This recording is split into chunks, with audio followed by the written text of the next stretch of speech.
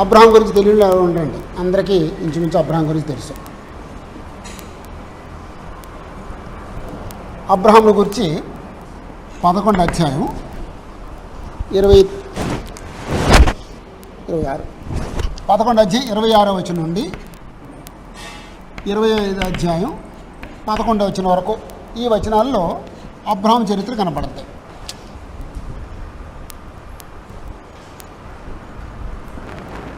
Abraham గురించి 11:26 నుంచి ఆదికాండం 11:26 నుంచి 25 అధ్యాయం 11వ వచనం వరకు ఆ మధ్యలో అబ్రహాం చరిత్ర ఉంటుంది. అబ్రహాం పిలువబడటం, దేవుడు అబ్రహాముకు వాగ్దానం చేయటం, ఎక్కడున్నా అబ్రహాము బలిపెట్టి కట్టి దేవుడిని ఆరాధించటం, ఆస్తి విస్తరించిన తర్వాత లోతు అబ్రహాం విడిపోవటం, కరువు కారణంగా ఐగుప్తుకు వెళ్ళి నివసించటం, ఆ తర్వాత లోతును పట్టుకుపోతున్న లేదా సొదొమ కుమారులను పట్టుకుపోతున్న బబులోను రాజులతో యుద్ధం చేసి వాళ్ళని రక్షించటం, దశంభాగ్యం ఇవ్వటం, సొదొమ కుమారు రాజు వచ్చి ఆస్తంతా తీసుకుపోతే నూలిపోకూడదు వద్దంటాం, తర్వాత భార్య మాట విని హాగర్ని చేసుకుంటే ఇష్మాయిల్ పుట్టడం, ఆ తర్వాత ఇసాకు పుట్టడం, ఇవి చనిపోయిన తర్వాత శారా చనిపోయిన తర్వాత కేతూరాని పెళ్లి చేసుకుంటే మళ్ళీ ఒక 6 పుట్టడం, ఇదంతా కూడా అబ్రహాం చరిత్రలో భాగాలన్నమాట.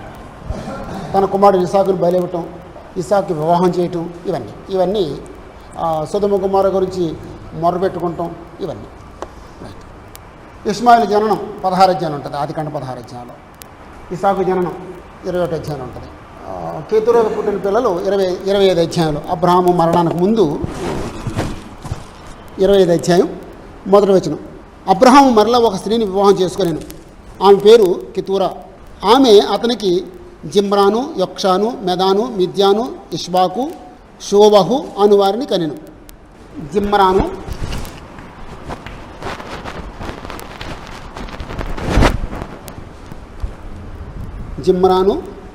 యొక్షాను,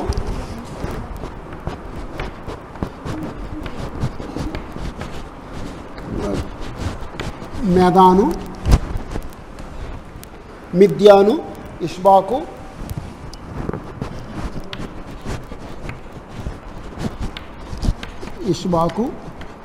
షోవహు.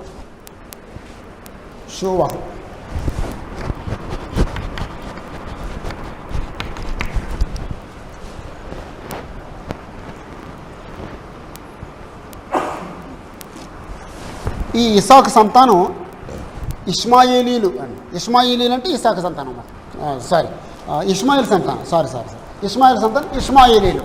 తర్వాత ఇసాకు కుమారుడు యాకోబు, ఆ సంతానం అంతా ఇశ్రాయేలీలు.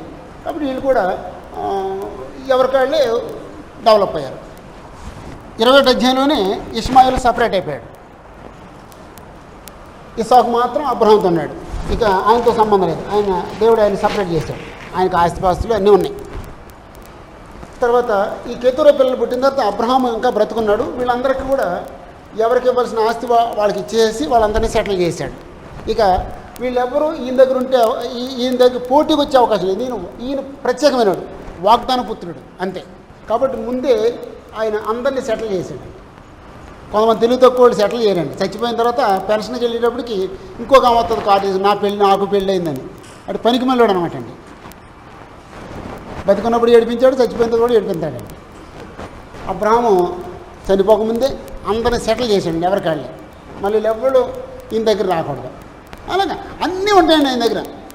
మనం చదవగలిగితే ప్రతి పాయింట్ దొరుకుద్దండి. ఏమండి తెలుగు తక్కువ ఎవరైనా గుర్తొచ్చారు మీకు?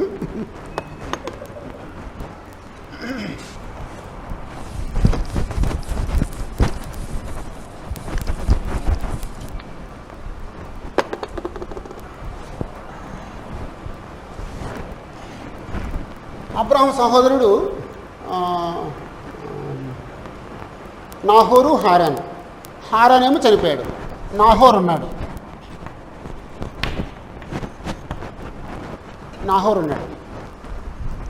నాహోరు హారాన్లో నివసించాడు.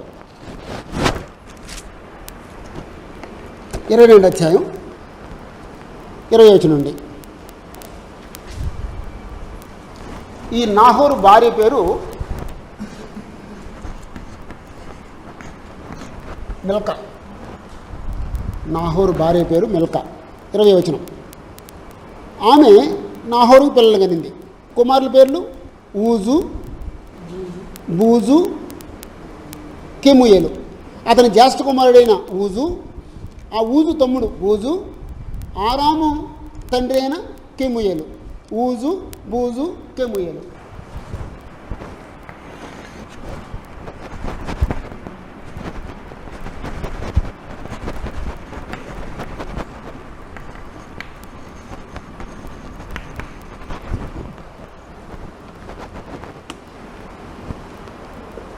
తర్వాత కెసెదు, హజో, పెల్దాషు, ఇద్లాపు, బెతుయేలు. కెసెదు, హజో,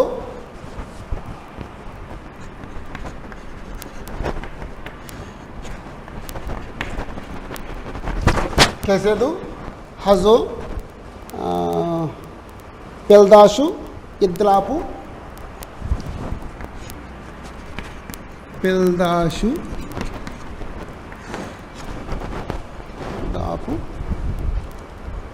ఇద్లాపు,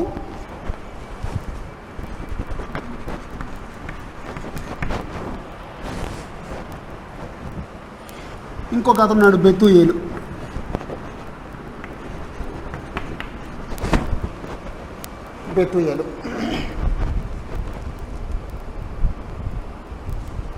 ఈ బెతుయేలు రెబ్కాను కనెను.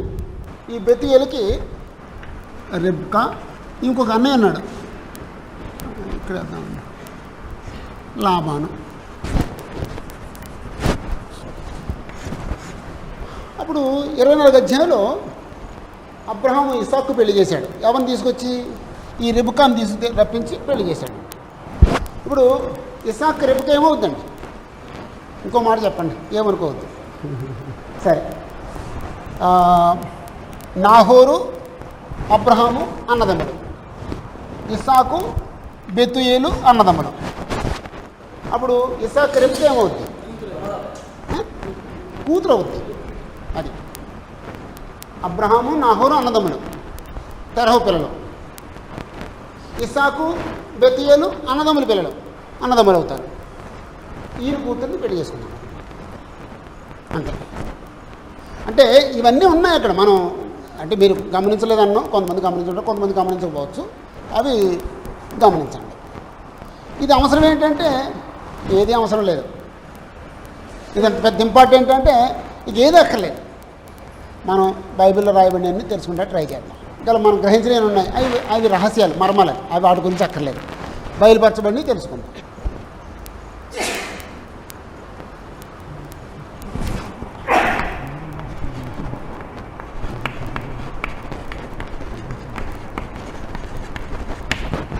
ఇస్సాకుని గురించి వాళ్ళందరూ ఉండండి.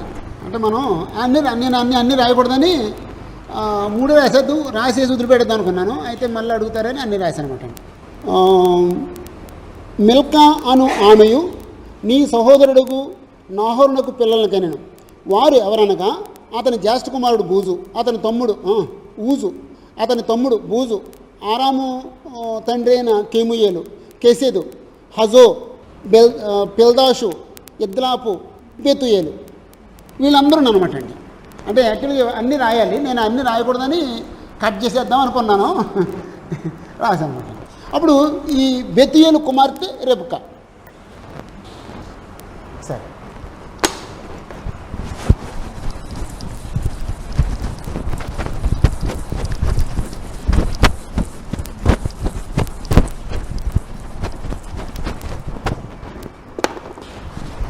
దేవుడు అబ్రహాము వాగ్దానం చేశాడు, ఇస్సాకుని ఇస్తానని. ఇస్సాకు పుట్టాడు. అబ్రహాము ఏ వాగ్దానానికి వారసుడో ఇస్సాకు అదే వాగ్దానానికి, యాకోబు అదే వాగ్దానానికి వారసుడు.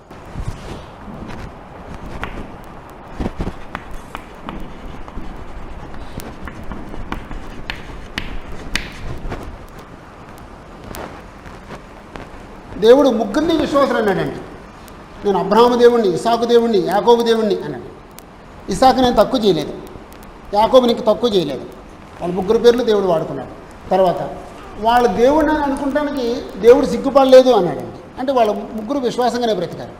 కొన్ని బలహీనతలు ఉంటాయి కానీ విశ్వాసంగా బ్రతికారు. ఇసాకు సంబంధించి 40 సంవత్సరాల వయసులో పెళ్ళయింది. 60వ సంవత్సరంలో పిల్లలు పుట్టారు. 20 సంవత్సరాలు పిల్లలు లేరండి.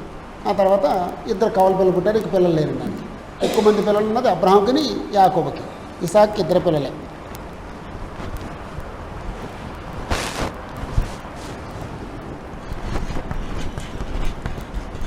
ఇసాకు కుమారుడు యాకోబు.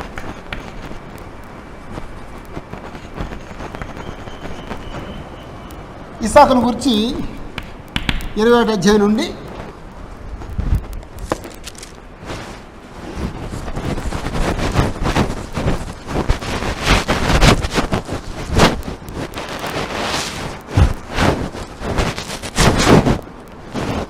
35-29.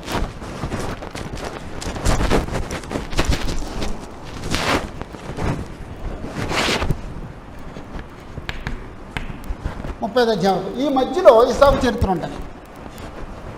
అంటే మధ్యలో ఉండకపోవచ్చు. 35లో ఆయన మరణం ఉంటుంది, 21లో ఆయన జననం ఉంటుంది. అంచేత ఆ మధ్యలో ఆయన చరిత్ర ఉంటుంది. అది మనకు తెలియాలన్నమాట. అంటే బైబిల్లో ఎవరి గురించి అయినా సరే ఈ అధ్యాయంలో ఈ పుస్తకం ఉంటుంది, అతని చరిత్ర ఈ అధ్యాయంలో ఉంటుంది అనేది తెలియాలన్నమాట. అంటే ఒకేసారి రాకపోవచ్చు, అలా తెలుసుకుంటే ప్రయత్నం చేద్దాం. దావీదు చరిత్ర ఇది పలానా పుస్తకంలో ఉంటుంది, సొలొమోను చరిత్ర పలానా పుస్తకంలో ఉంటుంది, అలా తెలియాలన్నమాట. ఓకే. యాకోబుని గురించి అయితే 25వ అధ్యాయం నుండి 50వ అధ్యాయం వరకు ఉంటుంది. 25వ అధ్యాయంలో 26వ వచనం నుండి ఆయన జననం కనపడుద్ది. 50వ అధ్యాయం 13వ వచనంలో ఆయన సమాధి చేయటం ఉంటుంది. అలా అంటే ఇసాకు చరిత్ర అంతా మనం చెప్పుకోవట్లేదు, యాకోబు చరిత్ర అంతా చెప్పుకోవట్లేదు, కానీ కొన్ని విషయాలు మాత్రం చెప్పుకుంటాం.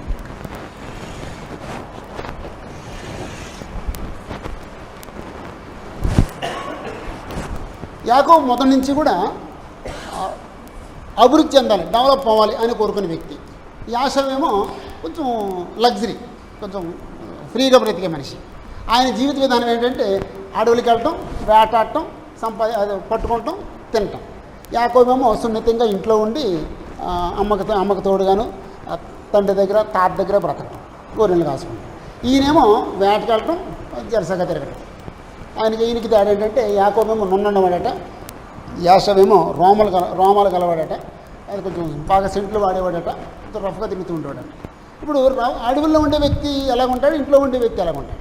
అడవుల్లోకి వెళ్తాడు, వేటాడుతూ ఉంటాడు, పరిగెడుతూ ఉంటాడు, దొరకదు, పరిగెడతాడు, పరిగెడతాడు, బాణం వేస్తాడు, బాణం వేస్తాడు, అలిసిపోతాడు. ఎలా తిరుగుతాడు? బాణం వేసినప్పుడు పని పశువు పడలేదనుకోండి, జంతువు పడలేదనుకోండి, కోపం వచ్చేద్దండి. కొంచెం క్రూరంగాను రఫ్గాను ఆయన బ్రతికాడు. వాళ్ళకి ఎంతసేపు అది పడిపోవాలి, తినేసేయాలి, అంతేనండి. ఇక భవిష్యత్తు గురించి ఎక్కువ ఆలోచన ఉండదండి. ఈయనేమో ఇక్కడ ఇంటి దగ్గర కూర్చున్నాడు, అమ్మకి సేవ చేస్తుండేవాడు, తాత దగ్గర కూర్చున్నాడు, తాత కథలు వింటూ ఉండేవాడు. తాత కథలు ఎంత ప్రభావం చూపించినంటే ఆ తాతలా బ్రతకాలని నిర్ణయించుకున్నాడు. యాషావు తాతలా బ్రతకాలని నిర్ణయించుకోలేదండి. అప్పుడు ఒకసారి వేటకి వెళ్ళాడు, వేట దొరకలేదు, అందరూ తెలిసిన కథే. ఆకలేసేస్తుంది, ఇంటికి వచ్చాడు. ఇతనేమో కూర అనుకుంటున్నాడు, తమ్ముడు నాకు కొంచెం పెట్టమన్నాడు. ఈ ఛాన్స్ కోసం నేను ఎదురు చూస్తున్నాడు. నీ చేష్టతో అమ్మేస్తే నేను నీకు భోజనం పెడతాను. నేను చావడం సిద్ధంగా నాకు అన్నం పెట్టరా అని ముందు అని. సరే అయితే ప్రమాణం చేయి. నేను ప్రమాణం చేస్తున్నాను, ఇదిగో నీకు ఇచ్చేసాను. ఏం కొనుక్కున్నాడు అండి యాకోబు? జ్యేష్ఠత్వాన్ని కొనుక్కున్నాడండి. అతను అమ్మేశాడండి జ్యేష్ఠత్వాన్ని. దేనికి అమ్మేశాడండి? ఒక పూట భోజనం కోసం అమ్మేశాడండి. అది అతని మనస్తత్వం, ఇది ఇతని మనస్తత్వం. సరే కొంతకాలం అయితే తండ్రి పిలిచాడు యాషావుని, అయినా నువ్వు వేటకెళ్ళు, నువ్వు మాంసం తీసుకురా, నేను తినేసి నేను దీవింతాను. తెలియదంటానికి అమ్మేసుకున్నాడని తెలియదా? తెలుసండి. అప్పుడు తల్లి పిలిచి యాకోబుని, నువ్వు వెళ్ళి తీసుకురా, నేను సిద్ధం చేస్తాను, నువ్వు వెళ్ళేసి నువ్వు దీవుని పొందాను, నా మీద శాపం వస్తుంది, ఆ శాపం మీద నా మీదకి వస్తుంది, నువ్వు వెళ్ళి. సరే తీసుకొచ్చాడు, ఆయన దీవించేశాడు. ఈయన తర్వాత వచ్చి నాన్న ఆహారం తీసుకొచ్చాడు. మరి ఇంతకుముందు వచ్చింది ఎవరు? యాకోబు. ఇక దీవుల్లో ఒకటి కూడా లేదా? ఏమీ లేవు. అప్పుడు జరగబోయేది ఏంటి చెప్పి యాషోకి ఏం జరగబోతుందో చెప్పాడండి. అలాగే యాకోబు మొదటి నుంచి కూడా దీవించబడాలని కోరుకునే వ్యక్తి, డెవలప్ అవ్వాలని కోరుకునే వ్యక్తి. పిల్లల్లో కూడా కొంతమంది ఉంటారు డెవలప్ అవ్వాలని ఉంటారండి. వాళ్ళ ప్రవర్తన వేరుగా ఉంటుంది. ఒక పూట కోసం ఆలోచించేవాడు ప్రవర్తన వేరుగా ఉంటుంది. రేపు పొద్దున భయంకర పరిస్థితి ఉంటుంది, టీవీ కలెక్ట్ అదేది క్రికెట్ చూస్తూ ఉంటాడండి. వీడు డెవలప్ అవ్వాలనుకున్నవాడా లేదా ఒక పూటోడా? అంతేనండి, తెలిసిపోద్దండి. తర్వాత మారచ్చు, కానీ ముందు తెలిసిపోద్దండి. ఒక ఫోటోలు వేరు, మనందరం ఒక ఫోటోలు లెక్కలో కొత్తేమో ఎక్కడెక్కడ మనలో చాలా ఉంటాయండి. కానీ దేవుడి కృప వల్ల మనం అందరం మారాం. నేను ఒక ఫోటోనేనండి.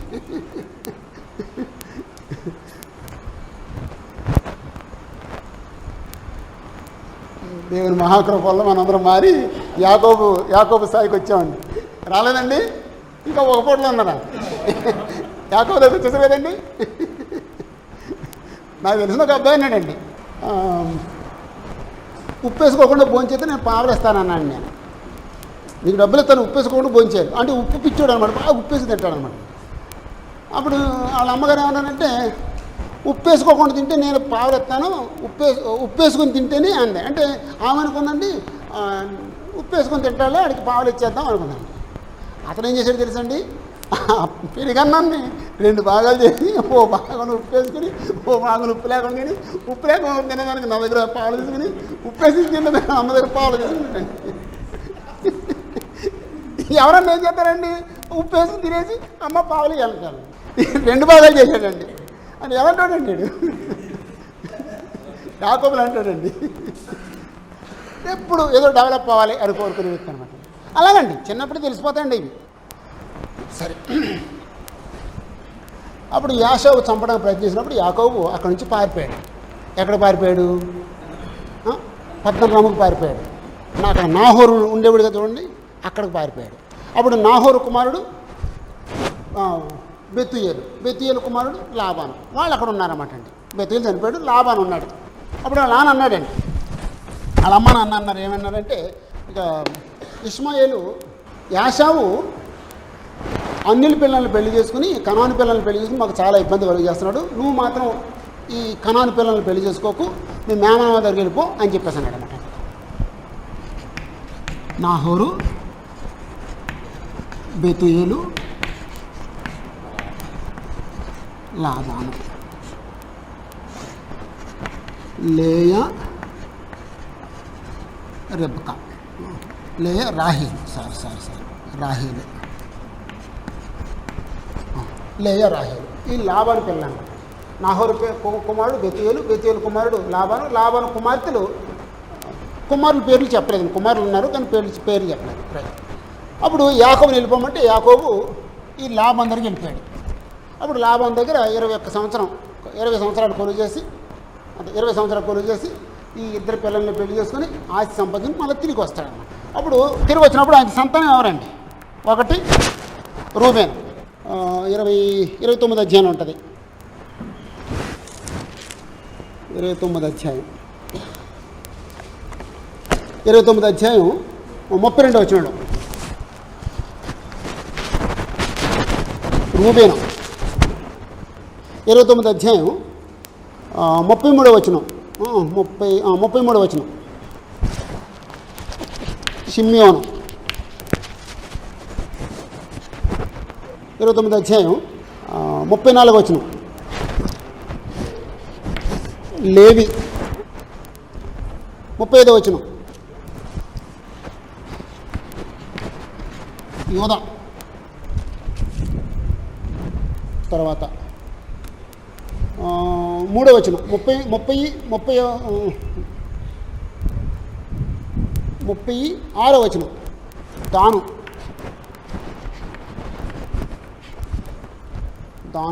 39వ వచనం. 8వ వచనం నప్తాలి.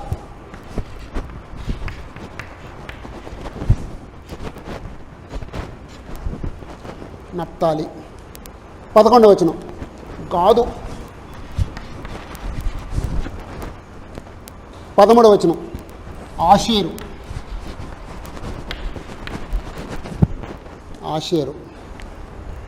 18.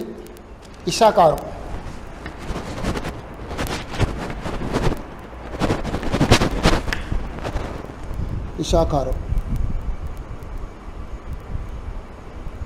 20. జెబులూన్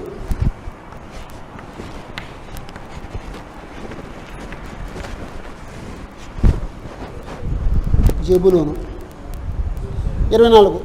యోసేపు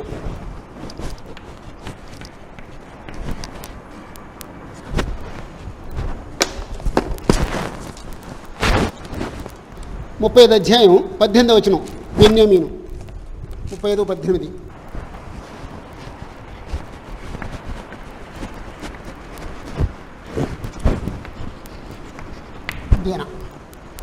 దీనా కుమార్తె. యాకోబుకి 12 మంది కుమారులు, ఓ కుమార్తె. ఈ మధ్యన ఎందుకు రాసాము యోధా పేరు?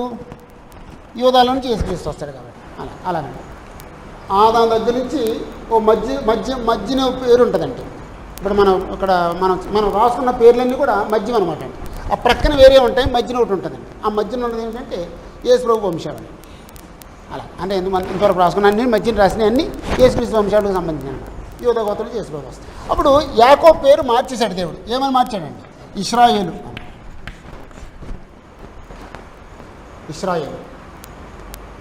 అంచేత వీళ్ళందరినీ ఏమంటారంటే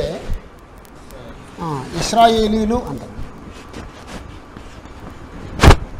ఇశ్రాయేలీలు.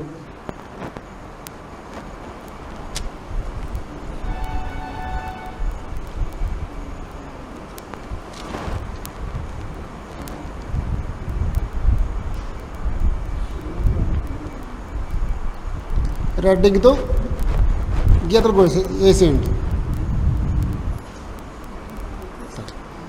ఇందాక అబ్రహాము చరిత్ర చెప్పుకున్నప్పుడు ఒక్క విషయం చెప్పలేదండి.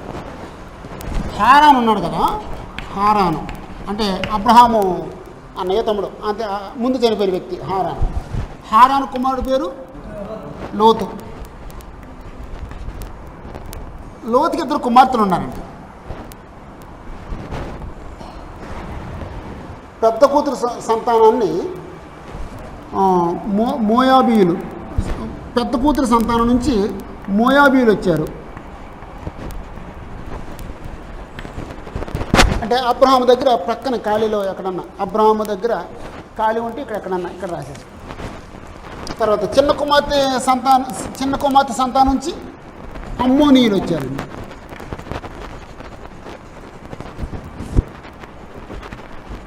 పెద్ద కుమార్తె,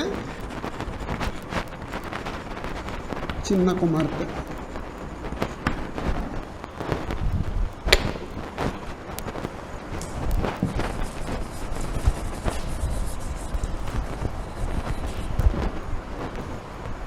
లోతు పెద్ద కుమార్తె సంతానం మోయాబీలు. మోయాబీలు ఎక్కడ కనపడితే లోతు పెద్ద కూతురు సంతానం అనమాట. అమ్మోనీలు అనే మాట ఎక్కడ కనపడితే లోతు చిన్న కుమార్తె సంతానం. వాళ్ళు మృత సముద్రం ఈ క్రింద భాగంలో నివసిస్తారు. క్రింద భాగంలో ఒక ఆయనను, ఈ పై భాగంలో ఒక ఆయన నివసిస్తాడు.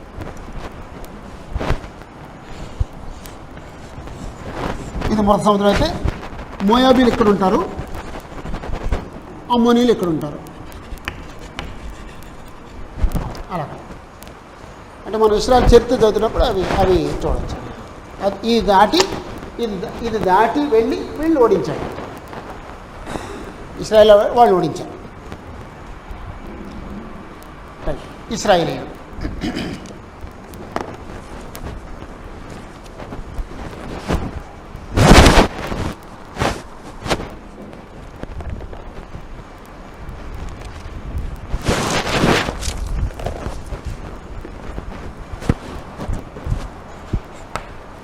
అప్పుడు ఇశ్రాయేలీయులు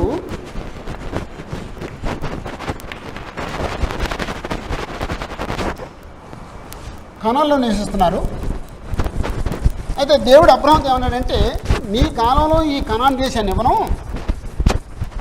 నీవు మంచి వృద్ధాప్యం మీద చనిపోతావు, సమాధి చేయబడతావు, నీ పితల దగ్గరికి వెళ్ళిపోతావు, కానీ నీ సంతానం తమది కాని దేశానికి వెళతారు, అక్కడ 400 సంవత్సరాలు ఉంటారు, 4వ తరం వారు తిరిగి ఇక్కడికి వస్తారు, అప్పుడు ఈ కనాన్ దేశాన్ని వాళ్ళకి ఇస్తాను అని చెప్పేసి వాగ్దానం చేశారు. కాబట్టి ఎక్కడికి వెళ్ళిపోయారు ఇశ్రాయేలీయులు? తమది కాని దేశం ఐగుప్తుకి వెళ్ళిపోయారు. ఇశ్రాయేలు ఐగుప్తుకి వెళ్తారు.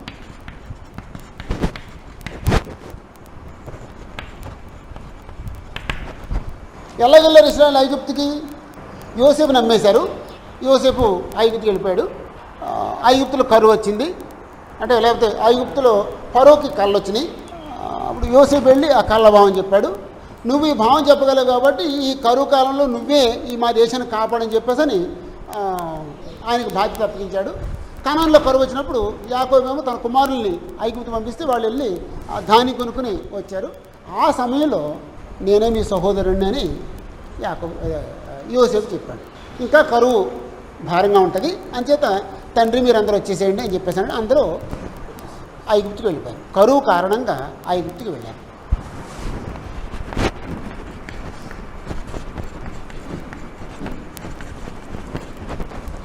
కరువు కారణంగా వెళ్ళారు. 430 సంవత్సరాలు ఉన్నారు, ఐగుప్తులో ఉన్నారు. ఐగుప్తులో వాళ్ళు బానిసలుగా బ్రతికారు.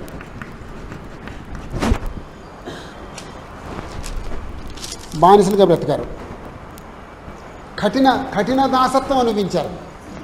పీతోము, రామశేషు అనే పట్టణాలు కట్టించాడట ఫరో. ఈ పిరమిడ్స్ వీడి చేత కట్టించాడట. కూలి ఇవ్వకుండా కట్టించిన పని అనమాట అండి. పెద్ద పని అటండి. కూలిచ్చి చేయించగలిగిన పని కాదట. అంటే హిస్టారియన్స్ ఏమంటారంటే అతను ఏం కూలి ఇవ్వకుండా కట్టించుంటాడు ఇంత పెద్ద పనిని అని చెప్పేసి అంటారు. రైట్, బానిసలు. అప్పుడు దేవుడికి మొరపెట్టారు, మేము ఇక భరించలేకపోతున్నాం. అప్పుడు దేవుడు ఆయన ఒక విమోచకుడిని పుట్టించాడు వాళ్ళకి. ఎవరంటే విమోచకుడు? మోషే.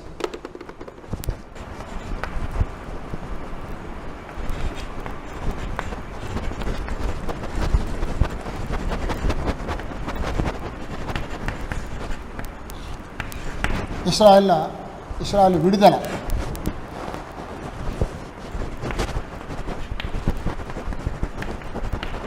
నాయకుడు మోషే.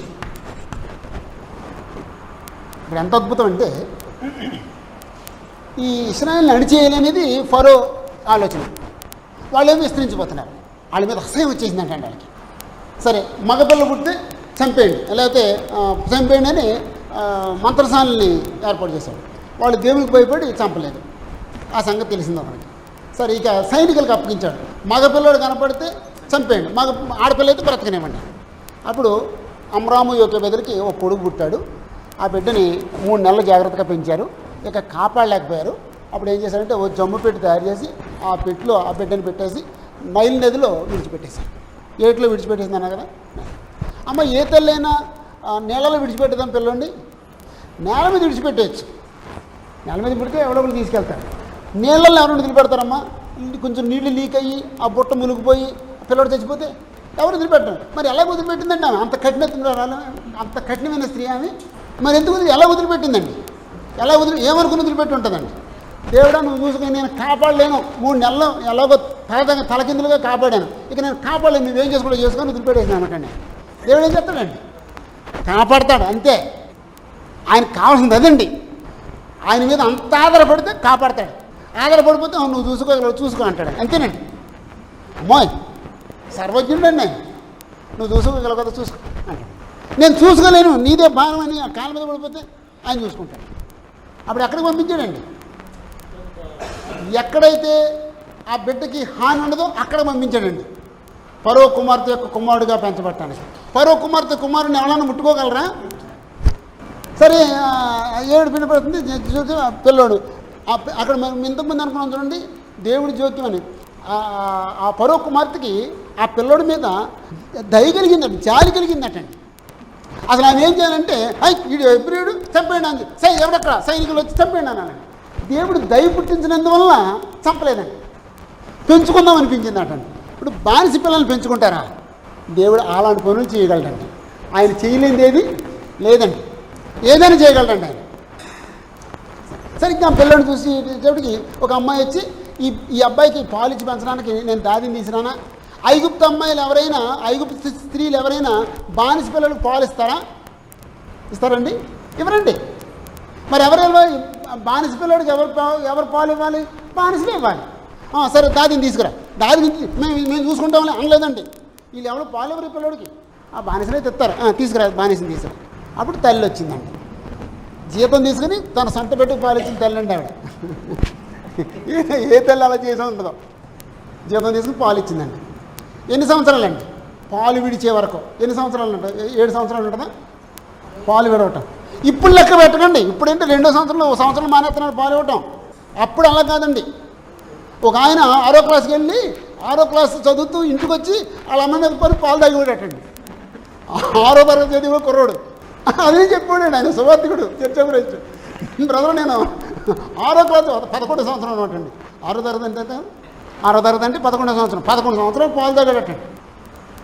కాబట్టి పాలు విడిచే వరకు తల్లి ఏం చెప్పుంటుందమ్మా, పాలు ఇస్తున్నప్పుడు ఏం చెప్పుంటుందండి కొడుక్కి, నానా నువ్వు ఇశ్రాయేలీయుడివి, హెబ్రీయుడివి, నువ్వు ఐగుప్తీయుడు కావు, మన దేవుడు యెహోవా, అబ్రహాము దేవుడు, ఇస్సాకు దేవుడు, యాకోబు దేవుడు అది చెప్పుంటుందండి.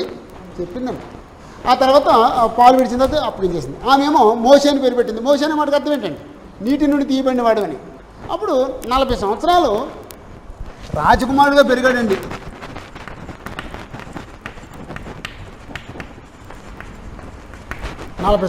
రాజకుమారుడుగా పెరిగాడండి. సకల విద్యలు అభ్యసించాడు.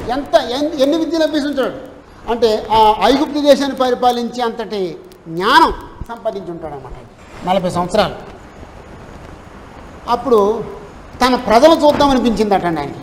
ఎవరు చెప్పారండి తన ప్రజలని అంటే ఆయన హెబ్రీయుడు అని ఆయనకి తెలుసు అనమాట అండి. ఏదో త్రోవలో వెళుతుంటే ఒక హెబ్రీయుడు ఒక ఇశ్రాయేలు దెబ్బలాడుకుంటాం కాదండి, తన ప్రజలను అనుకున్నాడట. అంటే తల్లి మనం హెబ్రీయులు అని చెప్పింది అనమాట అండి. అప్పుడు వెళ్ళిన తర్వాత అక్కడ ఒక ఐగుప్తుడు ఇశ్రాయేలు దెబ్బలాడుకుంటున్నారు. అప్పుడు చూశాడు, ఈ ఐగుప్తుని పట్టుకున్నాడు. అటు ఇటు ఎవరు లేరు కదా అని కొట్టే చంపేసి ఈజీలో తప్పెట్టేసి ఆయన అనుకున్నాడండి, నేను ఇశ్రాయేలుకి ఇలాగా రక్షణ కలుగు చేస్తున్నాను, ఇదిగో ఈ బలహీనుడికి రక్షణ కలుగు చేస్తున్నాను, ఇంటికి వెళ్ళిపోయాడు. మరోసారి ప్రజల చుట్టూ వస్తే హెబ్రీడ్ దెబ్బలాడుకుంటాడు. అప్పుడు అన్యాయం చేసేవాడు అన్నాడు, అయ్యా మీరు సహోదరులు కదా ఇంటికి దెబ్బలాడుకుంటున్నారని చెప్పి, మా మీద నిన్ను తీర్పుగాను న్యాయాధిపతికి నియమించినప్పుడు ఎవడు, అయితే మొన్న ఐగుప్తుని చంపి నన్ను చంపేద్దాం అనుకున్నావా అంటే తొందరపడి మాట్లాడేది ఎవరన్నమాట అండి, తప్పు చేసేవాడు మాట్లాడతాడండి, అన్యాయం చేసేవాడు మాట్లాడాడండి. సైకలాజికల్గా కూడా తప్పు చేసేవాడు ముందు మాట్లాడతాడండి, తను తప్పు చేయలేదు నిరూపించుకోవడం కోసం ట్రై చేస్తాడండి. అప్పుడు సంగతి తెలిసిపోయింది. అప్పుడు అక్కడ ఐగుప్తు నుంచి పారిపోయాడు. ఎక్కడికి వెళ్ళిపోయాడు, మిద్యాను దేశానికి వెళ్ళిపోయాడు. మిద్యాను దేశం అంటే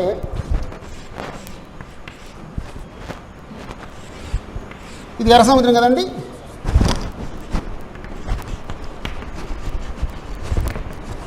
ఇది మిద్యాను.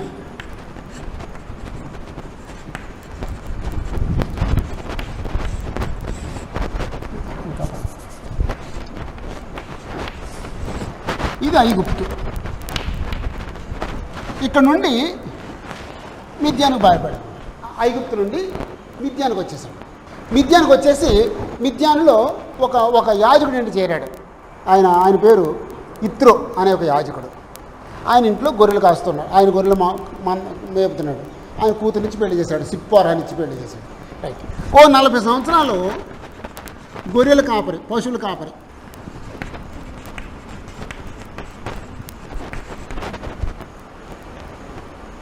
నలభై సంవత్సరాలేమో రాజభోగాలు, 40 సంవత్సరాలేమో గొర్రెలు కాయటం, అరణ్యంలో గొర్రెలు కాయటం. ఎలా ఉంటుందండి అరణ్య గొర్రెలు కాయటం అంటే మనకి ఎవరికి అనుభవం లేదు కదండి. ఎవరికైనా అనుభవం ఉందా?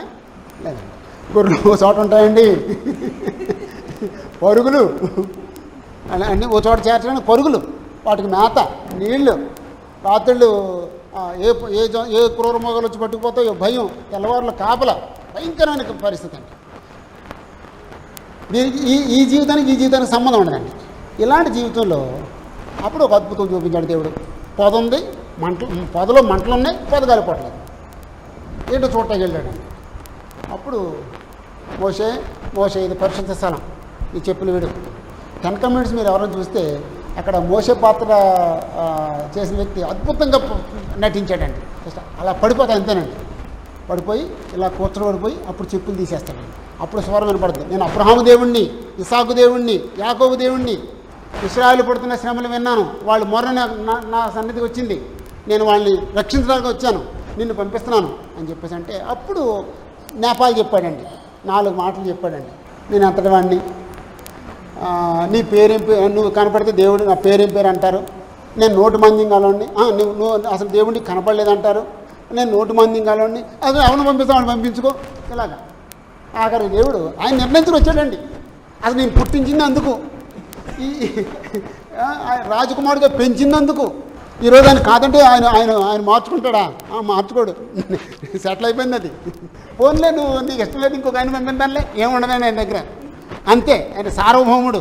తెలియక నేపాల్ చెప్పాడండి.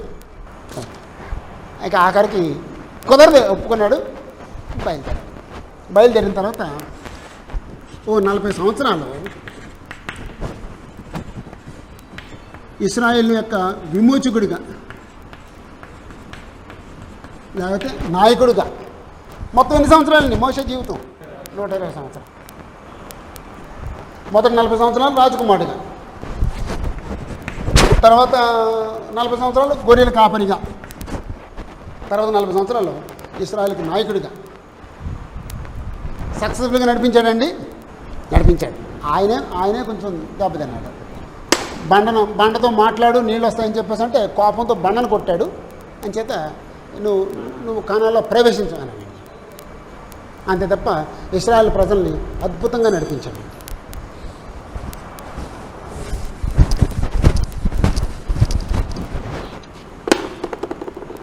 ఇశ్రాయేలుని ఐగుప్తీయులు హీనంగా చూస్తున్నారు, భయంకరంగా బాధిస్తున్నారు. ఆ టైంలో దేవుడు మోషేని పంపించి మోషే చేత అద్భుతాలు చేయించాడు. దేవుడు చేయించిన అద్భుతములు అంటే లేకపోతే తెగుళ్ళు, దేవుడు ఐగుప్తు మీదకి రప్పించిన తెగుళ్ళు. అక్కడ ఏమైందంటే మోషే వెళ్ళి ఫరో రాజుతో, మరి మేము మా దేవుడిని ఆరాధించుకోవాలి, యెహోవా దేవుడిని ఆరాధించాలి, ఇశ్రాయేలుని విడుదల చేయంటే యెహోవా ఎవడు అన్నాడు. ఫరో యెహోవా ఎవడు అన్నాడండి. అప్పుడు దేవుడు ఏం చేశాడంటే ఈ అద్భుతాలు చేసి యెహోవా ఎవడో నిరూపించుకున్నాడండి. అదండి వాళ్ళు ఎంతవరకునేమో నదిని పూజిస్తున్నారండి. ఆ నది నీళ్ళని రక్తంగా మార్చేశాడండి. యెహోవా ఎవరు? నది నీళ్ళని రక్తంగా చేసేవాడు. అలాగా సూర్యుడికి నమస్కారం చేస్తారండి. సూర్యుడు 3 రోజులు కనపడలేదండి. యెహోవా ఎవడు? సూర్యుడిని కనపడకుండా చేయగలిగిన వాడు. అద్భుతాలు అయితేనేమో 11 ఉంటాయి, తెగుళ్ళేమో 10. తెగుళ్ళకి అద్భుతాలకి తేడాదండి. అన్నీ అద్భుతాలే, కానీ కర్ర పామైంది, ఎవరికి నష్టం? ఎవరికి నష్టం లేదండి. నీళ్లు రక్తంగా మారినాయి, ఎవరికి నష్టం? అందరికీ నష్టమే, రాకటకుండా. అంచేత వాళ్ళు హృదయాన్ని నొప్పించేంతవరకు తెగుళ్ళు వాళ్ళకి వచ్చినాయి. రైట్, అద్భుతాలు రాసుకుందాం. 1, కర్ర పామైంది. నిర్గమకాండం 7వ అధ్యాయం.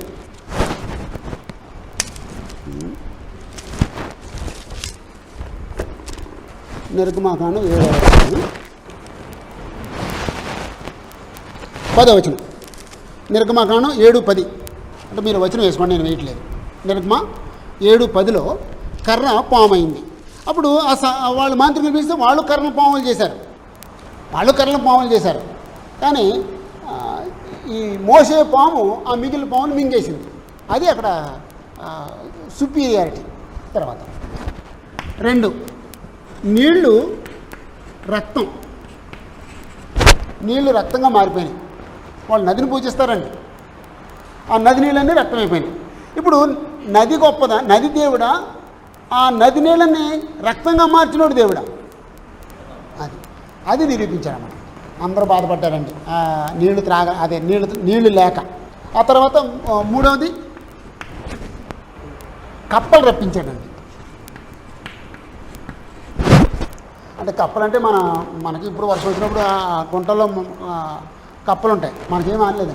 ఇళ్లలోకి వచ్చేస్తాయి, మంచాల మీద కప్పలు ఉంటాయి, అంతా కప్పలే. పొయ్యిలో కప్పలు ఉంటాయి, పాత్ర తింటే పాత్రలో కప్పలు ఉంటాయి, కాసేపు పడుకుందాం ప్రశాంతంగా అంటే మంచం మీద కప్పలు ఉంటాయి. ఇక అసలు ఊహించలేమన్నమాట అండి, భయంకరమైన పరిస్థితి అండి.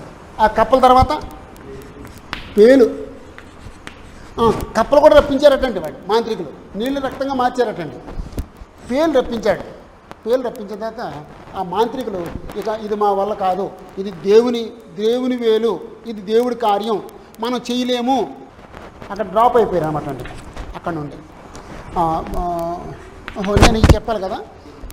8వ అధ్యాయం 6వ వచనంలో కప్పలు వచ్చినాయి. 8, 6 కప్పల దగ్గర రాసుకోండి. నీళ్లు రక్తమేమో 7, 20. 7, 20 ఏమో నీళ్లు రక్తం, 8, 6 ఏమో కప్పలం, 8, 17 పేలు, 8, 17, 8, 24 ఈగలు,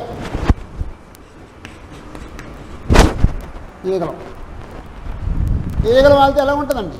ఇంట్లో కానీ మీద కానీ ఎక్కడన్నా ఈగ ముక్కు మీద కానీ చెవి మీద కానీ ఈ పెది మీద కానీ ఈగ వాళ్తే ఎలా ఉంటుందండి? ఇంకా అనుకుంటా అసహ్యంగా ఉంటుందండి.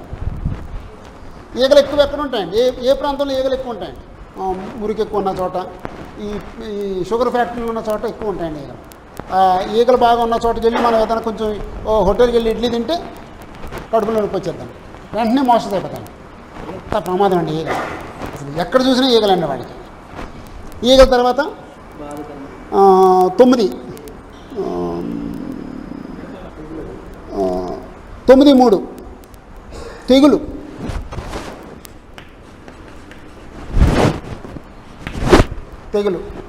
తెగులు తర్వాత పొక్కులు, పొక్కుదద్దుర్లు, 9, 10 పొక్కులు, పొక్కుదద్దుర్లు, పొక్కులు, పొక్కుదద్దుర్లు.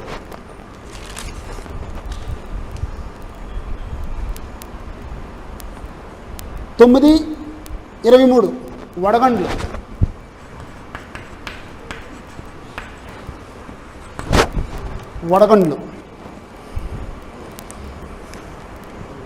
10, 13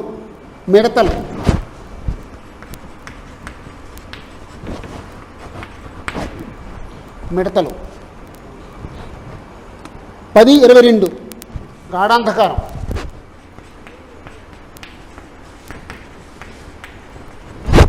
3 దినాలు కటికి చీకటట్టండి.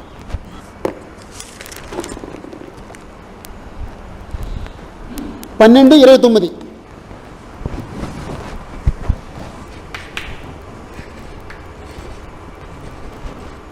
తొలిచూలును సంహరించుట,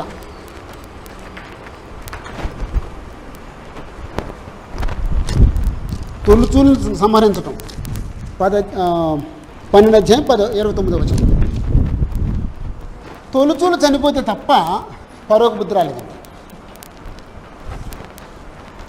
తొలిచూలు చనిపోతే తప్ప పరోకు బుద్ధి రాలేదు.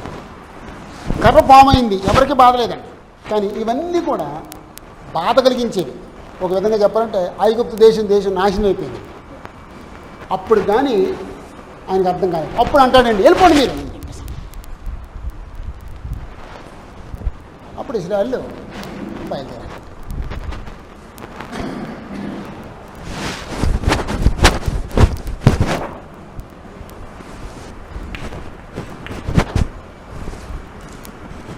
ఇశ్రాయేలీలు ఐగుప్తులో 430 సంవత్సరాలు ఉన్నారు. ఇశ్రాయేలీలు ఐగుప్తులో 430 సంవత్సరాలు ఉన్నారు.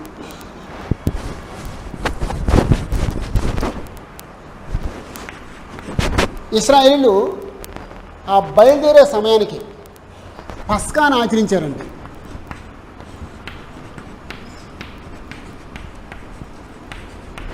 పస్కాను ఆచరించారు.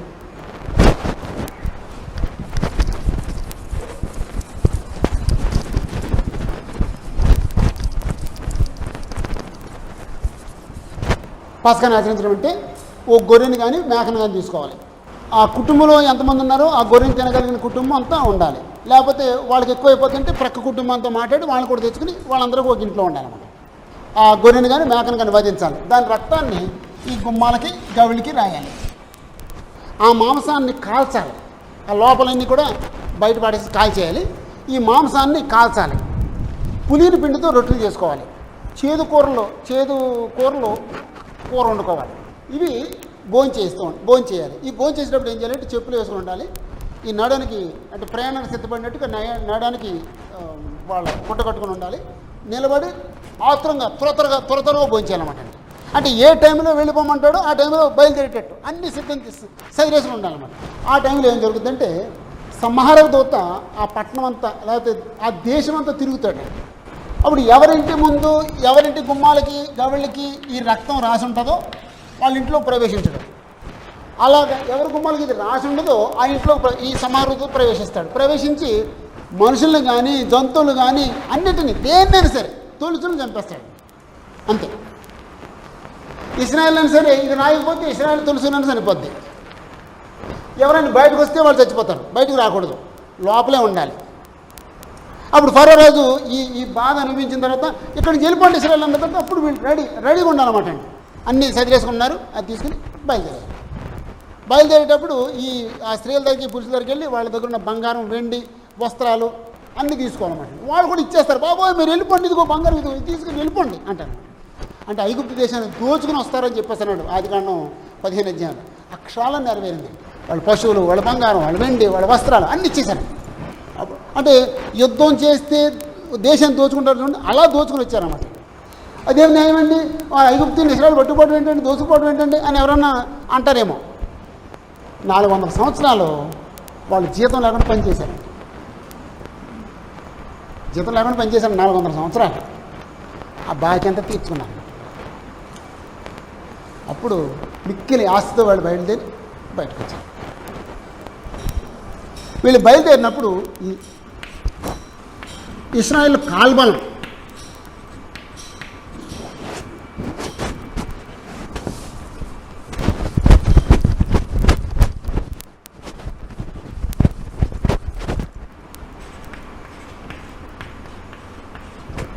ఇశ్రాయేల్ కాల్బలం 6 లక్షలు.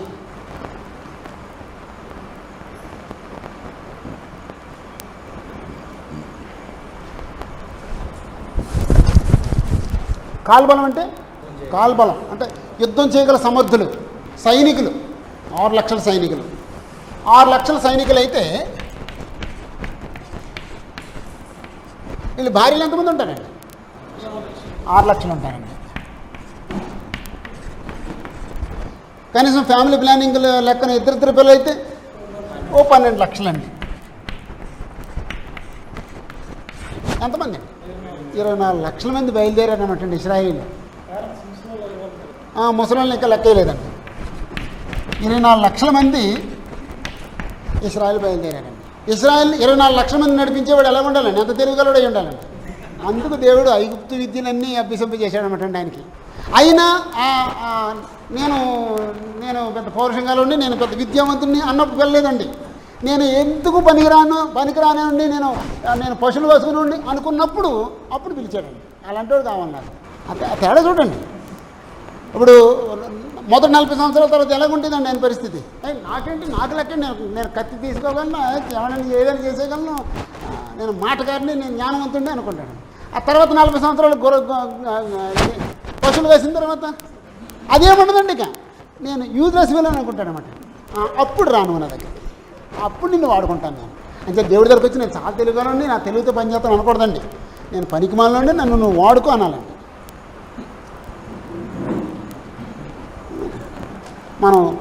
మనం దేవుని సేవకు అలాంటి వాళ్ళు ఉంటే బాగుంటుంది అనుకుంటే యుక్తిపరుడు, మాటకారి, తిరుగుగలవాడు, చమత్కారంగా మాట్లాడాడు, ఇదైతే బాగుంటుంది సేవకు అనుకుంటాను. అలాంటి దేవుడికి అక్కర్లేదండి. మాట్లాడేవాడు కావాలి. ఆయన తన మాటలతో నింపుతాడండి. అది చాలా తేడా ఉంటుందండి అక్కడ. ఆ మొదటి 40కి తర్వాత 40కి. ఇప్పుడు కూడానండి పల్లెల్లో ఎంఏ చదువుకుని పల్లెల్లో ఉన్న వ్యక్తిని చూడండి, ఏం చదువుకుని టౌన్లో ఉన్నాడు చూడండి, ఎలా ఉంటాడండి టౌన్లో ఉన్నాడు. అది పెద్ద పెద్ద సదవర్లా కనపడతాడండి. అదే బూటు షూట్ వేసి ఏదో మీసాల రంగులు వేసి పల్లెల్లో తిప్పి ఏదేదో వేస్తాడండి. అదే పీజీ చేసిన వ్యక్తి పల్లెటూళ్ళు ఉంటే ఇంగి పట్టుకుని ఓ బనీలు వేసుకుని తిరుగుతూ ఉంటాడండి. ఏమి తిరిగినలాగా అంత తేడా ఉంటుందండి. అలాంటి పరిస్థితుల్లో దేవుడు మోషేని పిలిచి ఆయన నామంలో ఆయన చేతులతో వాడుకున్నాడు.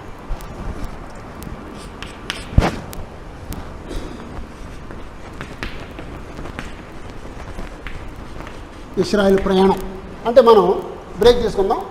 ఆ తర్వాత ఇశ్రాయేల్ ప్రయాణం చూద్దామండి.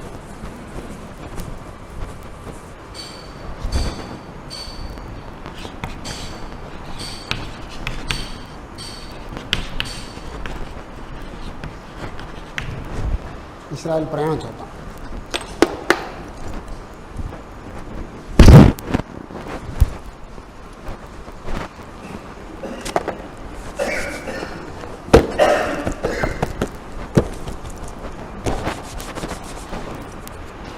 ఈ పస్కానే ఇస్రాయేల్ వెడలిపోయే ముందు ఫస్ట్ టైం అన్నమాట అక్కడ చేశారు.